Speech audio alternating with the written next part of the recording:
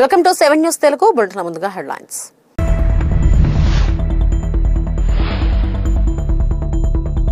మత్స్యకార కుటుంబాల పరామర్శ, జగన్ భరోసా.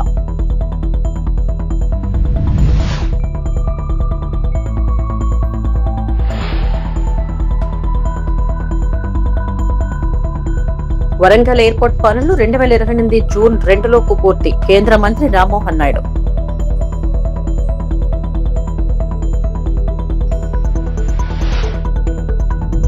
తమిళనాడులో భారీ నియామకాలు, వేల మందికి ఉద్యోగ ఉత్తర్వులు.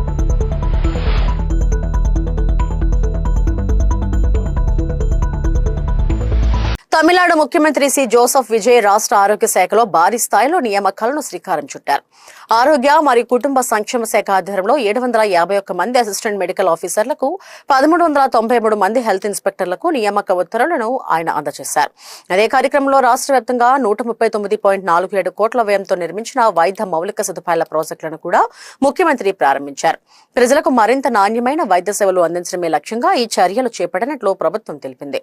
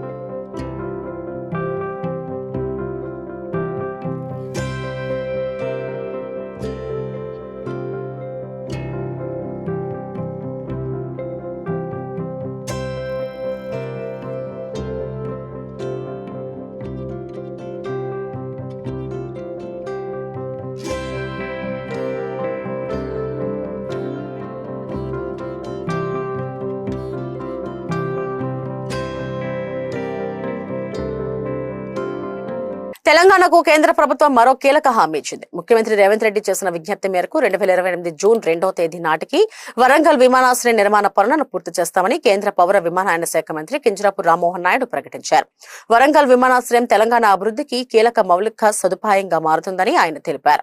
విమానాశ్రయం పూర్తయితే వరంగల్ తో పాటు ఉత్తర తెలంగాణ జిల్లాలకు మెరుగైన వైమానిక అనుసంధానం లభించడంతో పాటు పర్యాటకం, పారిశ్రామిక రంగం, ఐటీ, వాణిజ్య కార్యకలాపాలకు లభిస్తుందని పేర్కొన్నారు.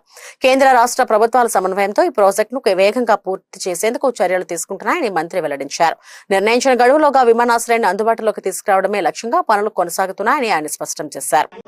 ఒక బ్రహ్మాండమైనటువంటి ఎయిర్పోర్ట్ ని స్థాపించాలని రాష్ట్ర ప్రభుత్వం రేవంత్ రెడ్డి గారు పట్టుబట్టి మరి ఆ యొక్క కార్యక్రమాన్ని ముందుకు నడిపిస్తున్నారు.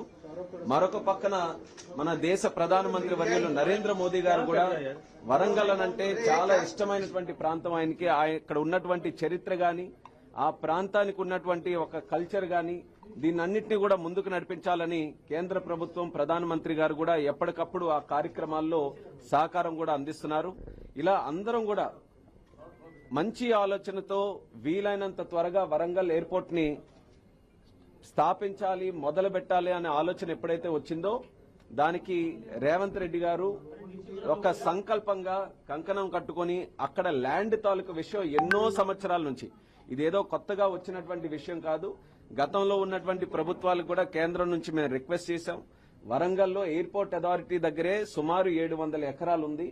అక్కడ గాని ఎయిర్పోర్ట్ నిర్మించాలనంటే రాష్ట్ర ప్రభుత్వం మిగిలినటువంటి ల్యాండ్ కూడా ఇస్తే దాన్ని బ్రహ్మాండంగా అక్కడ అభివృద్ధి చేయడానికి అవకాశం ఉంటుందనంటే గతంలో ప్రభుత్వాలు, రాష్ట్ర ప్రభుత్వం స్పందించలేదు. కానీ రేవంత్ రెడ్డి గారు బాధ్యత తీసుకొని 253 ఎకరాలు రికార్డు టైంలో దాన్ని అంతటిని కూడా సమీకరణ చేసి ఎయిర్పోర్ట్ అథారిటీ ఆఫ్ ఇండియాకి అప్పచెప్పడం జరిగింది. తద్వారా ఏదైతే మనం వరంగల్ ఎయిర్పోర్ట్ గురించి ఈరోజు మాట్లాడుకుంటున్నామో ప్రాసెస్ అంతటిని కూడా యాక్సలరేట్ చేసి ఈ రోజు అక్కడ ఎయిర్పోర్ట్ తాలూకా బౌండరీ వాల్ ని మనం టెండర్ వేసుకున్నాం. ఎయిర్పోర్ట్ తాలూకా రన్వేని కూడా టెండర్ ప్రిపేర్ చేసుకొని రెడీగా ఉన్నాం. అలాగే మెయిన్ టెర్మినల్ బిల్డింగ్ కానీ అదర్ అలీడ్ యాక్టివిటీస్ కానీ దానికి కూడా ఒక 3-4 వారాల్లోనే టెండర్ వేసి కన్స్ట్రక్షన్ ని ఫుల్ ఫ్లెడ్జ్డ్ గా వరంగల్ ఎయిర్పోర్ట్ లో మొదలు పెట్టాలని ఇప్పుడే ముఖ్యమంత్రి గారితో కూడా మాట్లాడి మా ఏఐ టీం గాని మా మినిస్ట్రీలో ఉన్నటువంటి సెక్రటరీ గారు అందరితో కూడా చర్చించుకొని ఒక నిర్ణయం తీసుకోవడం జరిగింది. ఆ నిర్ణయాల్లో కూడా రేవంత్ రెడ్డి గారు స్పష్టంగా కోరారు, జూన్ 2, 2028 ఏదైతే మన తెలంగాణ ఫార్మేషన్ డే ఉందో ఆ నాటికల్లా ఇది పూర్తి చేయాలని ఆయన చాలా స్పష్టంగా కోరితే అదే టైం లైన్స్ పెట్టుకొని శరవేగంగా అవసరమైతే ఎక్స్ట్రా ఎఫర్ట్ పెట్టైనా సరే కన్స్ట్రక్షన్ బ్రహ్మాండంగా చేస్తూ ఆ కన్స్ట్రక్షన్ లో కూడా టెర్మినల్ బిల్డింగ్ లో రాష్ట్ర ప్రభుత్వం తాలూకా ఆలోచనలు తీసుకున్నాం. మీకు తెలుసు, మోదీ గారు వచ్చిన తర్వాత గత 12 సంవత్సరాలుగా ఏవైతే సుమారు 90కి పైగా ఎయిర్పోర్ట్లు మన భారతదేశంలో మనం నిర్మించామో. విశాఖపట్నం జబ్బర్తోటలో జరిగిన బోటు ప్రమాద బాధిత కుటుంబాలను మాజీ ముఖ్యమంత్రి వైఎస్ జగన్మోహన్ రెడ్డి పరామర్శించారు. ప్రమాదంలో ప్రాణాలు కోల్పోయిన మత్స్యకారుల కుటుంబ సభ్యులను కలిసి వారి సమస్యలను అడిగి తెలుసుకున్నారు. ప్రభుత్వం నుంచి తమకు సరైన సహాయం, పరిహారం అందలేదని బాధితులు జగన్ కు వివరించారు. దెబ్బతిన్న బోట్లకు ఇన్సూరెన్స్ పరిహారం కూడా అందలేదని ఆవేదన వ్యక్తం చేశారు. బాధితులకు ధైర్యం చెప్పిన జగన్ స్థానిక నాయకులతో కలిసి మత్స్యకార గ్రామాల్లో పర్యటించారు. బాధిత కుటుంబాలకు అండగా ఉంటామని భరోసా ఇచ్చారు. హక్కుంది. ఈ యొక్క మత్స్యకార కుటుంబాలకు సంబంధించిన చనిపోయిన నా సోదరుడి భార్య, ఈ యొక్క చిన్న మత్స్యకార కుటుంబానికి చెందిన ఒక బాధిత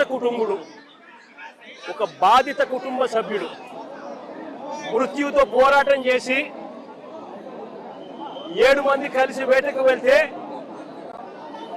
పట్టించుకునే నాతుడు లేక బోటు క్యాప్సైజ్ అవుతే 20 గంటల పైచిలకు సముద్రంలో యుద్ధం చేసి మిగిలిన 6 మంది చనిపోతే కేవలం ఒకే ఒకడు బాధితుడు, ఒకడు మాత్రం బతికినాడు. చిన్న ఇంకొక అక్క, ఇంకొక బాధితుడికి సంబంధించిన భార్య. అబద్ధమా? వీళ్ళందరూ ఈరోజు ఎందుకు మీడియా ముందర నిలబడ్డారు? ఎందుకు వీళ్ళందరూ కూడా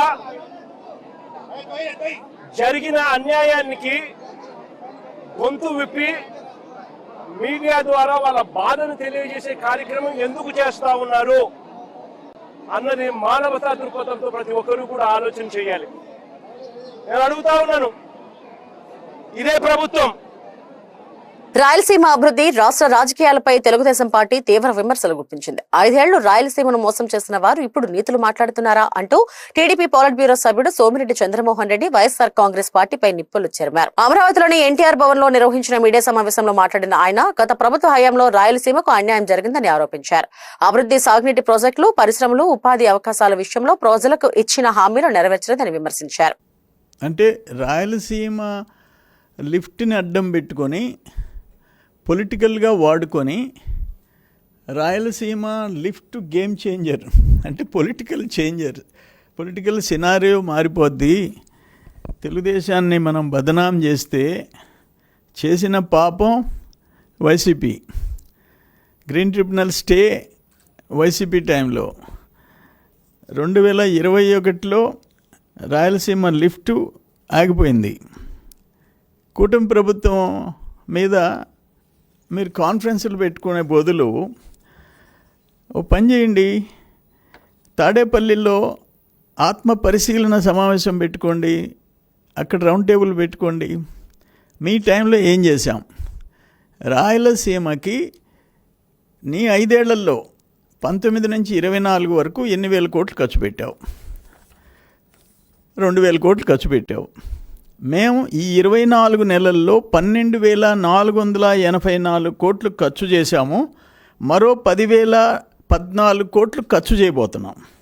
అంటే అరౌండ్ 25,000 crores, అప్రాక్సిమేట్గా 23,000 కోట్ల నుంచి 25,000 కోట్లు ఖర్చు చేయబోతున్నాం. ఆల్రెడీ 12,000 చిల్లర కోట్లు ఖర్చు చేసేసాం. ఇంకొక 10,000 కోట్లకి కేటాయింపులు చేశాం. ఇది మీరేంది రాయలసీమ గురించి మాట్లాడేది? ఒక తెలుగు గంగ, ఒక హంద్రీనీవా, ఒక గాలేరి నగరి, తెలుగుదేశం బ్రాండ్, ఎన్టీ రామారావు గారి బ్రాండ్. పశ్చిమ గోదావరి జిల్లా నరసాపురం మండలం చిట్టవరం గ్రామంలోని శ్రీ ఆంజనేయ స్వామి ఆలయంలో ఆంధ్రప్రదేశ్ ఉప ముఖ్యమంత్రి పవన్ కళ్యాణ్ భుజం శస్త్రచికిత్స విజయవంతంగా పూర్తయిన సందర్భంగా ఆయన త్వరగా కోలుకుని సంపూర్ణ ఆరోగ్యంతో ప్రజాసేవలో కొనసాగాలని కోరుతూ చిరంజీవి పవన్ కళ్యాణ్ అభిమానులు ప్రత్యేక పూజలు నిర్వహించారు. కార్యక్రమానికి ముఖ్య అతిథిగా నరసాపురం ఎమ్మెల్యే బొమ్మిడి నాయకర్ హాజరై ప్రత్యేక పూజలను ప్రారంభించారు. అనంతరం ఆయన మాట్లాడుతూ ఉప ముఖ్యమంత్రి పవన్ కళ్యాణ్ ఆరోగ్యంగా ఉండాలని అభిమానులు ఎల్లప్పుడూ ఆకాంక్షిస్తుంటారని, ఆయన త్వరగా పూర్తిగా కోలుకుని ప్రజలకు సేవలు అందించాలని ఆకాంక్షించారు. కార్యక్రమంలో పైడికొండల కృష్ణ, అంజనీ సత్యబాబు, కోపల్లి శ్రీను, గ్రంథి శ్రీను, చిరంజీవి, పవన్ కళ్యాణ్ అభిమానులు, జనసేన పార్టీ నాయకులు, కార్యకర్తలు మరియు పెద్ద సంఖ్యలో అభిమానులు పాల్గొన్నారు.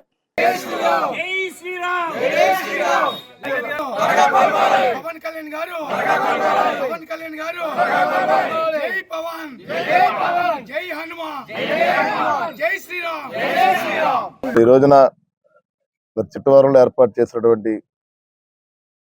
జనసేన పార్టీ నాయకులు కానీ, అదేవిధంగా ఇక్కడ ఉన్న కూటమి నాయకులందరూ కూడా మరి ఇక్కడ ప్రత్యేకంగా ఏదైతే ఆంజనేయ స్వామి యొక్క సన్నిధిలో మరి జనసేన పార్టీ అధినాయకుడు, ఆంధ్ర రాష్ట్ర ఉప ముఖ్యమంత్రి పవన్ కళ్యాణ్ గారు గత 3 రోజుల కిందట మరి ఆయన ఏదైతే ముంబైలో ఆయన భుజానికి శస్త్రచికిత్స చేసుకున్నారు. మరి ఆయన దాదాపు 3.5 గంటల శస్త్రచికిత్స చేసుకున్న ఆ రోజున మరి సాయంత్రం ఐసీయూ నుంచి రూమ్ కూడా రావడం జరిగింది.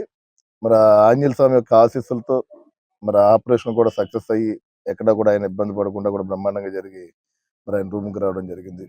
అంటే ఈ రోజున ఇక్కడ ఉన్నటువంటి జనసేన అభిమానులు అందరూ కూడా, జనసేన పార్టీ నాయకులు కానీ, అదేవిధంగా తెలుగుదేశం పార్టీ నుంచి కానీ, బీజేపీ పార్టీ నుంచి కానీ నాయకులందరూ కూడా మరి ఆంజనేయ స్వామికి పూజలు చేసి, అంటే పవన్ కళ్యాణ్ గారు ఏంటంటే త్వరగా కోలుకొని మరి అదేవిధంగా ఆయన ఉన్నటువంటి బాధ్యత ద్వారా ఏదైతే ఉప ముఖ్యమంత్రిగా ఉండి ఆయన తీసుకున్న బాధ్యతలు మరి ఆంధ్ర రాష్ట్ర ప్రజలకు మరిన్ని సేవలు అందించాలన్న ఆలోచనతోటి మరి ప్రతి ఒక్కరూ కూడా ఇక్కడ మరి పూజలు చేయడం జరుగుతుంది. కాబట్టి ఇప్పుడు మేము కూడా వాళ్ళందరూ వచ్చి ఇక్కడ ఆంజనేయ స్వామి యొక్క సన్నిధిలో ఇక్కడ పూజా కార్యక్రమం చేసాం.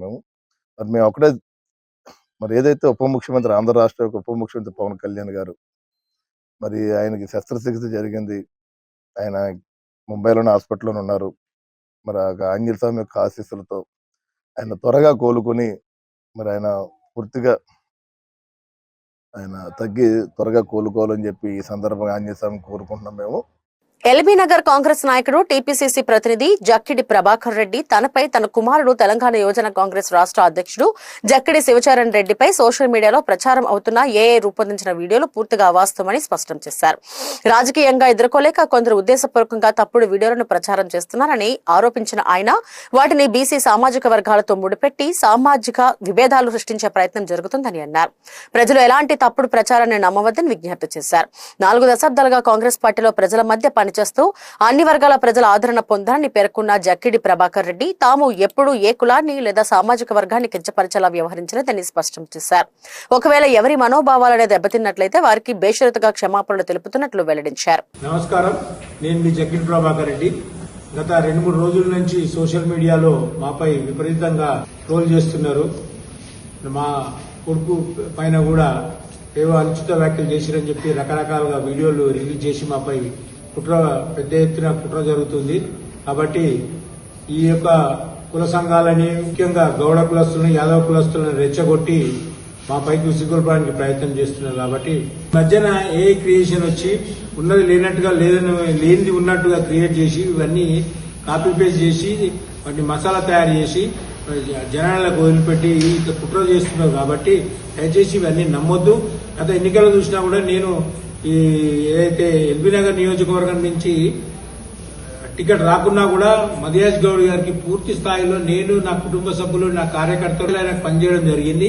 దయచేసి కొందరు కుట్రపూరితంగా ఈ పని చేస్తున్నారు కాబట్టి వాటి నమ్మొద్దని చెప్పి మీ అందరికీ, కుల సంఘాల పెద్దలందరికీ నేను నమస్కరించి మీకు అందరికీ తెలియజేసేది ఏంటంటే, ఎప్పుడు కూడా నేను కూడా ఏ కుల సంఘాన్ని కానీ, కుల సంఘ పెద్దల్ని కానీ, కులాన్ని కానీ దూషించే దాఖలు లేవు. నాతో పాటు ఉన్న వాళ్ళందరూ కూడా అన్ని కులస్తులు, ఎస్సీ, ఎస్టీ, బీసీ, మైనార్టీలు అందరూ ఉన్నారు. రాజకీయంగా నా కొడుకు రాష్ట్ర యువజన కాంగ్రెస్ అధ్యక్షుడుగా ఎన్నికైనప్పటి నుంచి మా పైన పెద్ద ఎత్తున కుట్ర జరుగుతుంది. ఆ కుట్రలో భాగమే ఇవన్నీ వీడియోలు. ఇప్పటికీ 2-3 వీడియోలు నేను మాట్లాడినని చెప్పి వచ్చినాయి. దానికి ఇంకా కూడా రావచ్చు వీడియోలు. కొందరు వాళ్ళ యొక్క రాజకీయ పబ్బం గడుపుకోవడానికి వాళ్ళ ఇష్టానుసారంగా మాపై చేస్తున్నారు. ఇవి 2-3 రోజుల్లో బయటకు వస్తాయి. నేను కుల సంఘాలని, ముఖ్యంగా గౌడ కులస్తులను కానివ్వండి, యాదవ కులస్తులను కానీ, మిగతా ఇతర కులస్తులను ఎక్కడ కూడా ఎప్పుడు కూడా నేను కూడా ఎప్పుడు కూడా దూషించలేదు. ఒకవేళ మీ యొక్క మనోభావాలు దెబ్బతినైతే నేను మీ అందరికీ క్షమాపణ చెప్తున్నాను. Thank you. అనకాపల్లి జిల్లా గోల్కొండ పోలీస్ స్టేషన్ పరిధిలో భారీగా మాదక ద్రవ్యాలు పట్టుబడ్డాయి. గంజాయి, హషీష్ ఆయిల్ అక్రమంగా తరలిస్తున్న 5గురిని పోలీసులు అరెస్టు చేశారు. నిందితుల వద్ద నుంచి 2 కిలోల హషీష్ ఆయిల్, 2 కిలోల గంజాయి, 3 మోటార్ సైకిళ్లు, మొబైల్ ఫోన్లను స్వాధీనం చేసుకున్నారు. స్వాధీనం చేసుకున్న సొత్తు మొత్తం విలువ సుమారు 33 లక్షలుగా పోలీసులు తెలిపారు. ఏజెన్సీ ప్రాంతాల నుంచి తక్కువ ధరకు మాదక ద్రవ్యాలు కొనుగోలు చేసి మైదాన ప్రాంతాల్లో అధిక ధరలకు విక్రయిస్తున్నట్లు విచారణలో తేలింది. ఈ సరుకును కాకినాడ జిల్లా పెద్దాపురానికి తరలిస్తుండగా పోలీసులు రెడ్ హ్యాండెడ్ గా పట్టుకున్నారు. ఈ కేసులో ప్రధాన నిందితుడు బచ్చల మోహన్ పరారీలో ఉండగా అతని కోసం ప్రత్యేక గాలింపు చర్యలు కొనసాగుతున్నాయి. గంజాయి, హషీష్ ఆయిల్ అక్రమ రవాణాపై సమాచారం ఉంటే 112 లేదా 1972 నెంబర్లకు తెలియజేయాలని పోలీసులు ప్రజలను కోరారు. అందరికీ నమస్కారం. ఈ రోజున అంటే తేదీ 14/7/26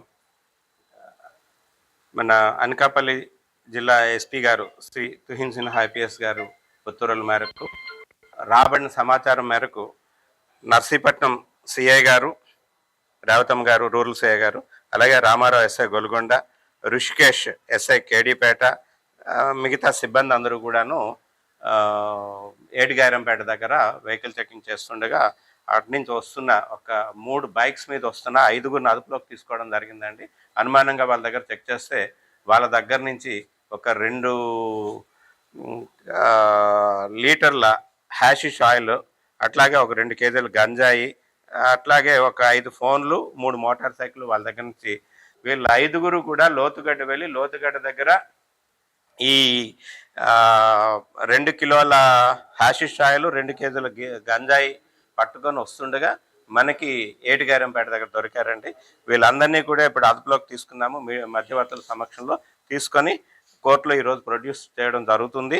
అయితే దీని తాలూకా టోటల్ మనం ఈ ప్రాపర్టీ తాలూకా వాల్యూ సుమారుగా 33 లక్షల రూపాయలు ఉంటుంది. ఈ ప్రాపర్టీ అంతా కూడా దీన్ని ఎక్కడైతే డెస్టినేషన్ని పట్టుకోవాల్సి ఉంది, ఇంకా అట్లాగే సోర్స్ను కూడా A1 ఎవరైతే ఉన్నారో ఇందులో బచ్చల మోహన్ కూడా పట్టుకోవాల్సి ఉన్నది.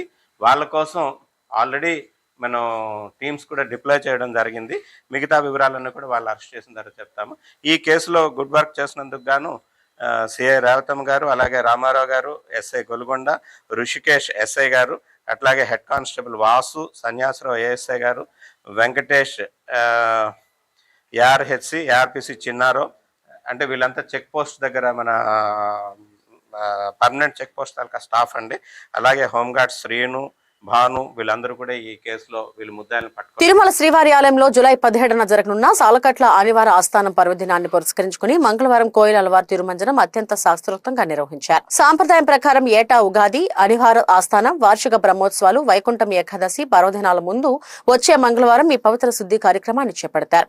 ఈ సందర్భంగా ఆలయంలోని ఆనంద నిలయం నుండి బంగారు వాకిలి వరకు ఉపదేవాలయాలు, ఆలయ ప్రాంగణం, పోర్టుతో సహా మొత్తం ఆలయ పరిసరాలను సిబ్బంది నీటితో శుభ్రపరిచారు. ప్రత్యేక పరిమళ జల ప్రోక్షణం, స్వామివారి మూల విరాట్ ను వస్త్రంతో పూర్తిగా కప్పి ఉంచి ఆలయం అంతటా నామకోపు, శ్రీచూర్ణం, కస్తూరి పసుపు, పచ్చాకు, గడ్డ కర్పూరం, గంధం పొడి, కుంకుమ, కిచిలిగడ్డ వంటి సుగంధ ద్రవ్యాలు కలిపిన పవిత్ర పరిమళ జలాన్ని ప్రోక్షణం చేశారు. అనంతరం మూల విరాట్ కు కప్పిన వస్త్రాన్ని తొలగించి అర్చకులు ప్రత్యేక పూజలు, నైవేద్య కార్యక్రమాలను శాస్త్రోక్తంగా నిర్వహించారు. ఈ విశేష పూజల కారణంగా ఆలయంలో అష్టదళ పాద పద్మారాధన సేవను టీటీడీ రద్దు చేసింది.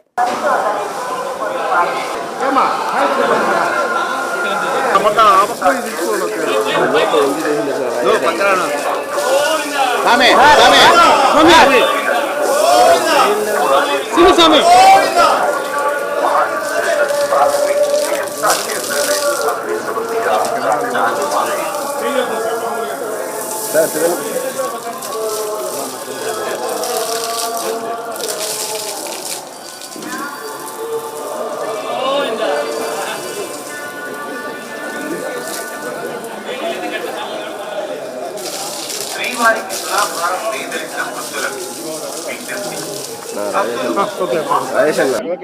ఓం నమో వెంకటేశాయ.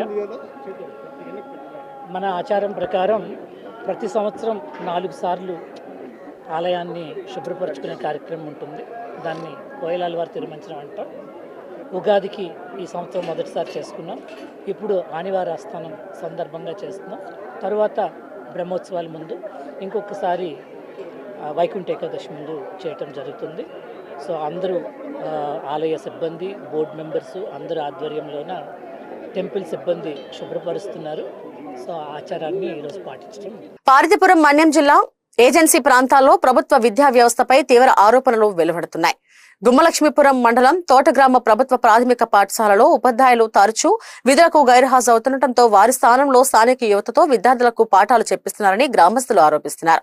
వారికి నెలకు సుమారు 5,000 చొప్పున చెల్లిస్తూ బోధన కొనసాగిస్తున్నట్లు సమాచారం. ఇలాంటి పరిస్థితులు ఏజెన్సీలోని మరికొన్ని ప్రభుత్వ పాఠశాలల్లో కూడా ఉన్నాయని స్థానికులు చెబుతున్నారు. ఉపాధ్యాయులు ఆరోగ్య సమస్యల పేరుతో నెలల తరబడి విధులకు దూరంగా ఉంటున్నారని, దీంతో గిరిజన విద్యార్థులు చదువుకు తీవ్రంగా దెబ్బతింటుందని ఆందోళన వ్యక్తమవుతుంది. ఈ వ్యవహారంపై ఉన్నతాధికారులు వెంటనే విచారణ జరిపి నిర్లక్ష్యం వహించిన వారిపై చర్యలు తీసుకోవాలని గిరిజన ప్రజలు, స్థానిక నాయకులు డిమాండ్ చేస్తున్నారు. బొత్తాడ గౌరీశంకర్రావు, ఆదివాసీ గిరిజన సంఘం జిల్లా విద్యార్థి విభాగం వైఎస్ఆర్సీపీలో మా గిరిజన ప్రాంతంలో విద్య అనేది అందని ద్రాక్షగా మారిన పరిస్థితి ఏర్పడింది. ఉపాధ్యాయుల కొరత, అలాగే కొండ ప్రాంతాలకు కూడా ఉపాధ్యాయులు వెళ్ళలేని స్థితి ఏర్పడింది. ముఖ్యంగా మైదాన ప్రాంతాలతో పోల్చి గిరిజన ప్రాంతాల్లో ఉన్నటువంటి పాఠశాలలను విలీనం చేయడం అనేది సరైన పద్ధతి కాదు. ఎక్కడైనా 1 నుంచి 5వ తరగతి పిల్లలు చాలా ఇబ్బంది పడే పరిస్థితి ఏర్పడుతుంది. గిరిజన ప్రాంతాలలో విద్యార్థులు ఒక ఊరు నుంచి వేరే ఊరు వెళ్ళడానికి కొండలు, వాగులు, గుట్టలు దాటాల్సిన పరిస్థితి ఏర్పడుతుంది. ఇట్లాంటి పరిస్థితుల్లో విద్యను దూరం చేయడం అనేది సమంజసం కాదు. ఒకసారి గమనించుకుంటే ప్రపంచంలో చాలా దేశాల్లో, ఫిన్లాండ్ లాంటి దేశంలో ఎక్కడైతే విద్యార్థులు ఉన్నారో అక్కడ చిన్న స్కూల్ ఏర్పాటు చేసి అక్కడ ఉపాధ్యాయులు నియమించడం, అలాగే స్వీడన్ లాంటి, నార్వే లాంటి దేశాలలో ఇదే మాదిరిగా విద్యార్థులు ఎక్కడుంటే అక్కడ ఉపాధ్యాయులను పంపించడం. మన దేశంలో కూడా హిమాచల్ ప్రదేశ్, అరుణాచల్ ప్రదేశ్, లడక్ లాంటి ప్రాంతాల్లో కూడా ఒక సరైన విద్యను అందించడానికి కృషి చేస్తూ ఉన్నారు. కానీ ఇక్కడ మన దగ్గరకు వచ్చేసరికి విద్యపై చాలా రకాల ప్రగల్భాలు పలికి మంచి విద్యను అందిస్తామని చెప్పిన మహనీయులు ఈరోజు విద్యను అందరదాక్షగా మారుస్తున్నారు. ముఖ్యంగా కొండ ప్రాంతాల్లో ఏదైతే పర్యవేక్షణకు వీలుగా ఉండదన్న ఉద్దేశంతో అధికారులు ఈరోజు పాఠశాలలను మైదాన ప్రాంతాలతో మెజ్జి చేయాలని చూస్తున్నారని మేము భావిస్తున్నాము.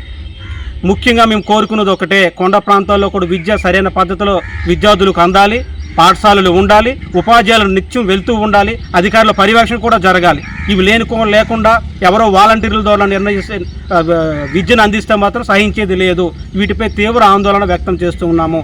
భవిష్యత్తులో మాకు కావాల్సింది మా లిపి, మా సంస్కృతికి సంబంధించిన ఉపాధ్యాయులను, వాలంటీర్లను నియమించండి అని అంటే, ప్రభుత్వ ఉద్యోగులు కొండలపైకి వెళ్లకుండా వాళ్ళ స్థానంలో వాలంటీర్లను ఏర్పాటు చేసి వాళ్ళకి ఏదో అరకొర డబ్బులు ఇచ్చి విద్యను అభ్యసించడం సరైన పద్ధతి కాదు. ఇలా చూసుకుంటే భవిష్యత్తు అంతా అంధకారంలో పడి గాడి తప్పి వ్యవస్థ నాశనమయ్యే ప్రమాదం ఉంది. పూర్తిగా గిరిజన విద్యా వ్యవస్థ నాశనం అయిపోయి గిరిజనులు అనేవారు లేకుండా పోతారు. ఈ విషయాలపై తీవ్ర ఆందోళన వ్యక్తం చేస్తున్నాం. భవిష్యత్తులో ఆందోళన కూడా చేస్తామని కూడా తెలియజేస్తున్నాం. అనకాపల్లి జిల్లా నర్సీపట్నం నియోజకవర్గంలో వచ్చే ఎన్నికల్లో జనసేన జెండా ఎగరడం ఖాయమని జనసేన నాయకుడు అద్దేపల్లి గణేష్ అన్నారు. జనసేన పార్టీని బలోపేతం చేసేందుకు కార్యకర్తలు నిరంతరం కృషి చేస్తున్నారని, ఎలాంటి ఒత్తిళ్లు వచ్చినా వెనక్కి తగ్గబోమని స్పష్టం చేశారు. జనసేన నాయకుడు అప్పన్న ఎన్ఎస్జీ దొరబాబుపై నమోదైన కేసులు రాజకీయ కక్ష సాధింపులో భాగమేనని ఆరోపించారు. ప్రజల్లో పెరుగుతున్న ఆదరణను చూసి కొందరు తప్పుడు కేసులు పెడుతున్నారని విమర్శించారు. గత ఎన్నికల్లో జనసేనను అవసరానికి ఉపయోగించుకుని తర్వాత పార్టీ నాయకులు, కార్యకర్తలను నిర్లక్ష్యం చేశారని ఆయన అన్నారు. పార్టీ కార్యకర్తలు ఐక్యంగా పనిచేస్తే నర్సీపట్నంలో జనసేన మరింత బలపడుతుందని, వచ్చే ఎన్నికల్లో పార్టీ విజయానికి కృషి చేస్తామని అద్దేపల్లి గణేష్ తెలిపారు. అందరికీ నమస్కారం అండి. నా పేరు అద్దేపల్లి గణేష్, నర్సీపట్నం నియోజకవర్గం జనసేన పార్టీ. ఏదైతే నర్సీపట్నంలో కూటమిలో జనసేనకి తీవ్రమైన అన్యాయం జరుగుతుందని దానికి ప్రజలకు తెలియజేయాలి, అధిష్టానానికి తెలియజేయాలని చెప్పి ఈరోజు మేము ఈ ప్రెస్ మీట్ పెట్టడం జరుగుతుంది. ఏదైతే నర్సీపట్నంలో ఎవరైతే జనసేనలో చురుగ్గా తిరుగుతారో, బాగా పనిచేస్తారో వారి మీద ఏదో రకమైన ఒత్తిడి తీసుకొచ్చి వాళ్ళని వెనకలాగే విధంగా కూటమిలో ఉన్న పెద్దలు ప్రయత్నిస్తున్నారు. దీన్ని జనసేన పార్టీ నర్సీపట్నం నుండి పూర్తిగా ఖండిస్తున్నాం. పట్నంలో ఏదో ఒక రోజు జనసేన జెండా ఎగరడం ఖాయమని చెప్పి ఈ సందర్భంగా తెలియజేస్తున్నాను. పెద్దలందరూ కూడా ఆలోచించాలి. మేము మీకు కష్టపడి పని చేసాం, మీరు మాకేం డబ్బులు ఇచ్చారా చెప్పండి బహిరంగంగా. మీ దగ్గర డబ్బులు తీసుకుని మేము పని చేసామా చెప్పండి. గెలిచిన తర్వాత మీరు మాకేం చేస్తున్నారో మాకు చెప్పొద్దు, మీరు ఆత్మ పరిశీలన చేసుకోండి. మేము కష్టపడి పని చేసిన కుర్రాలని ఈరోజు కూటమిలో మేము వైఎస్ఆర్సీపీలో ఉన్నప్పుడు కూడా అన్ని ఇబ్బందులు పడలేదు, కూటమి ప్రభుత్వంలో మేము ఇబ్బందులు పడుతున్నాం. దానికి కారణం ఏంటో ఒకసారి పెద్దలందరూ ఆత్మవిమర్శ చేసుకోవాలి. మీకు మీ ఇద్దరే కాదు కుర్రోళ్ళు, మేము కూడా మీ కుర్రోళ్ళమే, మీరు ఆ విధంగా ఆలోచించాలని చెప్పి ఈ సందర్భంగా తెలియజేసుకుంటూ, ఎక్కడ లోపం ఉందో ఇకనైనా సరే సరిదిద్దాలని చెప్పి కూటమి పెద్దలందరికీ కూడా మరొకసారి వినమ్రంగా తెలియజేసుకుంటున్నాను. ఏదైతే రానున్న రోజుల్లో కాలమే సమాధానం చెప్తుందని చెప్పి తెలియజేసుకుంటూ సెలవు తీసుకున్నాను. జై జనసేన. ఇవి ఇప్పటివరకు నా బులెటిన్ అప్డేట్స్. నమస్తే.